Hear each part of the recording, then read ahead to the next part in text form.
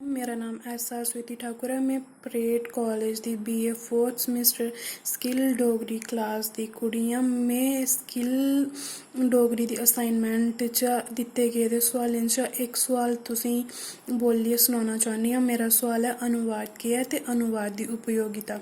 अनुवाद शब्द वद धातु अनु उपसर्ग ते तन प्रत्यय दे योग कन्नै बने दा ऐ। वद धातु दा अर्थ है बोलना ते वद कन्नै तन प्रत्यय लगने पर वाद शब्द बनदा ऐ। अनुपसर्ग दा अर्थ है पिछे या बाद विच। इस चाल्ली अनुवाद शब्द दा अर्थ होया कुसै दे बोलने दे परैंत परतियै बोलना। अंग्रेजी शब्द ट्रांसलेशन च अर्थ विकास ते अर्थ परिवर्तन दी प्रक्रिया च लिखदी ऐ। एह् शब्द लैटिन भाशा दे कोला लैते दे न, जेह्ड़े दो शब्दें दे जोड़ कन्नै बने दे न। ट्रांस ते लेशन। ट्रांस दा अर्थ है पार ते लेशन दा अर्थ है लेई जाने दी क्रिया। इ'यां ट्रांसलेशन शब्द दा अर्थ होया इक पासेआ दूए पास्सै लेई जाने दी क्रिया। शुरू च ट्रांसलेशन दा अर्थ बेशक स्थापन रेहा होग, पर अज्ज दे संदर्भ विच ट्रांसलेशन दा अर्थ है इक भाशा च व्यक्त कीते गे विचारें गी दूए भाशा च रूपांतरित करना। अनुवाद दी प्रक्रिया वैदिक काल च शुरू होई दी ऐ। प्राचीन भारत च शिक्षा दी मौखिक परंपरा रेही दी ऐ। गुरु शिष्य दे कथन च असेंगी एह् पता लगदा ऐ।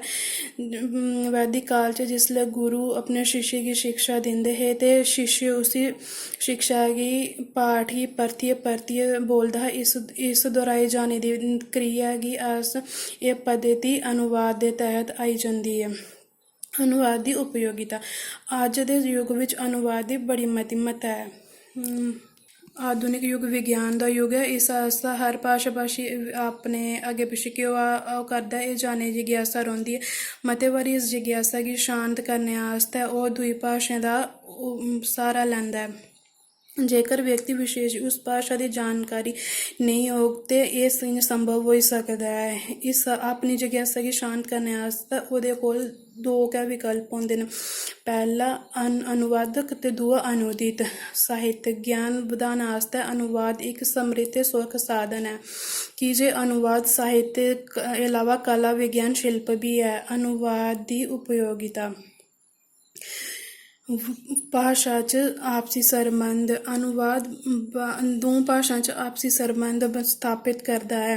एह् दो भाशाएं च भाशा गी इक सूत्र च परोने दा म्हत्तवपूर्ण कम्म करदा ऐ। सच ते एह् ऐ कि संसार दियां तमाम म्हत्तवपूर्ण रचनां अनुवाद राहें गै उपलब्ध होंदियां न।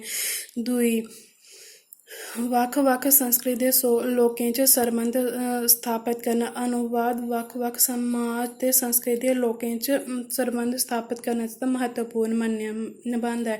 जिसलै इक कृति दी अनुवाद दूई भाशा च होंदा ऐ ते उसदी संस्कृति सार दूई कन्नै जुड़ी जंदा ऐ।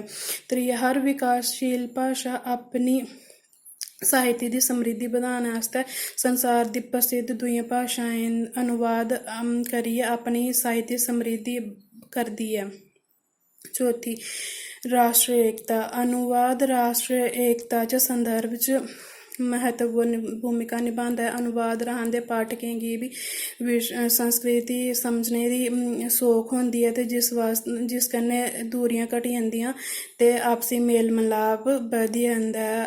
अनुवाद राहें ना सिर्फ भारत ज्ञान पीठ पुरस्कार मिला जंदा ऐ, पर अनुवाद राहें विश्व ज्ञान गी अर्जित कीता जाई सकदा ऐ। अनुवाद राहें अनुवादक अपनी भाशा